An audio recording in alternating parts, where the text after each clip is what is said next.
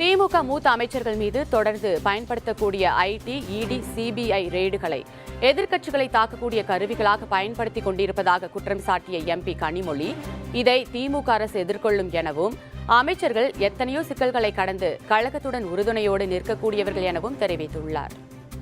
பாஜக அரசு ஒரு புறம் தேர்தல் கமிஷனை தன்னுடைய கையிலே வைத்துக் கொண்டு அவர்கள் உதவியோடு தேர்தலை எஸ்ஐஆர் போன்ற பல தாக்குதல்களை ஜனநாயகத்தின் மீது ஏவிவிட்டு தேர்தலில் வெற்றி பெற வேண்டும் என்று துடித்துக் கொண்டிருக்கிறார்கள்.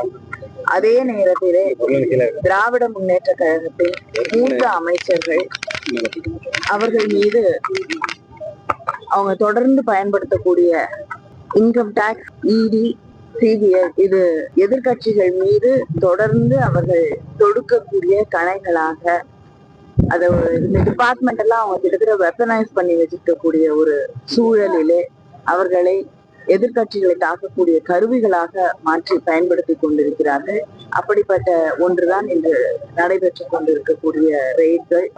நம்முடைய அமைச்சர் அவர்கள் எத்தனையோ சிக்கல்களை கடந்து கழகத்தோடு உறுதியாக நிற்கக்கூடிய ஒருவர். அதனால இந்த எந்த பயமுறுத்தலும் எங்களுடைய கழக தோழர்களை அதன் தலைவர்களை அச்சுறுத்திவிட முடியாது என்பதை